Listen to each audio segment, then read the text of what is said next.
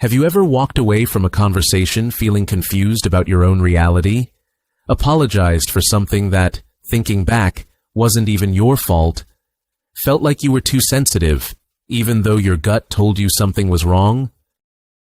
If any of that sounds familiar, you may have already experienced manipulation without even realizing it. That's exactly what makes it dangerous.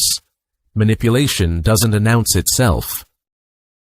In the next 10 minutes, we'll cover what manipulation actually is, the most common tactics used against you, why it works even on smart people, and how to protect yourself. Stay until the end for the practical action plan. What is psychological manipulation? Manipulation is the use of indirect, deceptive, or covert tactics to influence someone's thoughts, feelings, or behavior, for the manipulator's benefit, often at the other person's expense. The key word is covert. Healthy influence happens out in the open, an honest request, an argument, a negotiation. Manipulation hides its true intent. The manipulator wants something, but instead of asking directly, they engineer the situation so you feel like the compliance was your own idea. Manipulation exists on a spectrum, from harmless exaggeration in everyday conversation to calculated, repeated psychological abuse designed to fully control another person. Today, we're focusing mainly on that more serious end because that's where the real damage happens. The core manipulation tactics. Let's go through the most common tactics. Recognizing them by name is the first step to spotting them in real life. 1. Gaslighting.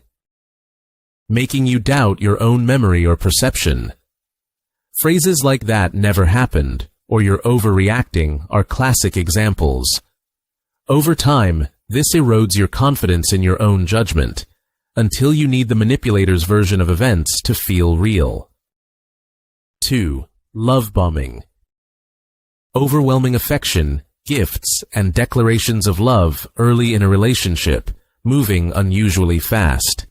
It feels flattering, but it's really about creating fast emotional dependency before you've had time to evaluate the person's true character.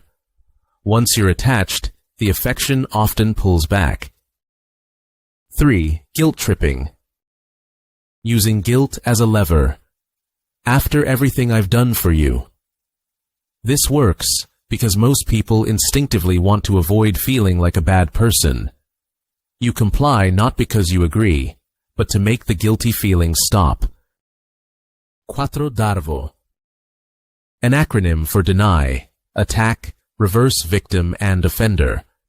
When confronted, the manipulator denies it happened, attacks your credibility, then flips the story, positioning themselves as the real victim. Suddenly, you're the one apologizing. 5. The silent treatment. Withholding communication, not to cool down, but as a deliberate strategy, creating anxiety that forces the other person to chase reconciliation, often by apologizing regardless of who was actually at fault. 6. Negging. Subtle insults disguised as jokes. You're actually pretty smart for someone like you. Designed to quietly lower your self-esteem so you start seeking the manipulator's approval. 7. Triangulation. Bringing in a third person, an ex, a friend, to create jealousy or insecurity. My ex never complained about this. It keeps you off balance, constantly trying to measure up. 8. Moving the goalposts. No matter what you do, it's never quite enough. Expectations keep shifting, keeping you in a permanent state of chasing approval that stays just out of reach. Why it works on smart, capable people. A common myth is that manipulation only works on weak or naive people, which is false and dangerous because it stops capable people from recognizing it in their own lives. 1. We assume good faith. Most people default to trusting others are being honest, and manipulators exploit that. 2. Cognitive dissonance. When someone we love treats us badly, our brain struggles to hold "this person loves me," and "this person is hurting me" at once. It's often easier to blame ourselves. 3. Intermittent reinforcement. Manipulators mix genuine warmth with bad behavior.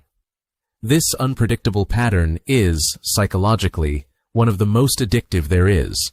The same principle casinos use in slot machines. 4. Prior conditioning. People raised with inconsistent or controlling caregivers often have a dulled manipulation radar because manipulation feels familiar, almost like home. A real-life example. Maya starts dating someone who showers her with attention early on. Constant texting, grand gestures, talk of the future. Within 2 months, small comments start. "You're being kind of dramatic." "I never said that. You're remembering it wrong." When she brings up something that bothered her, the conversation somehow ends with her apologizing. Slowly, she stops mentioning things that bother her, not because they've been resolved, but because raising them isn't worth the confusion that follows. Her friends notice she seems quieter, more anxious. Maya herself just feels like something's off, without being able to name what.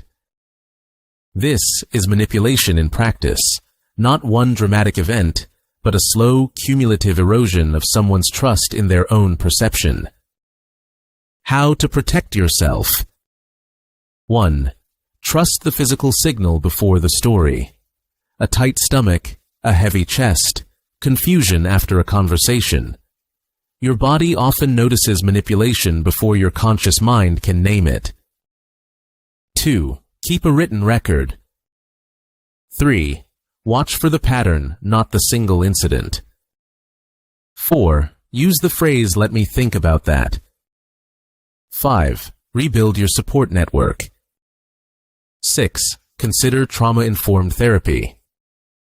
If you constantly feel confused, guilty, or too sensitive around a specific person, that confusion is information.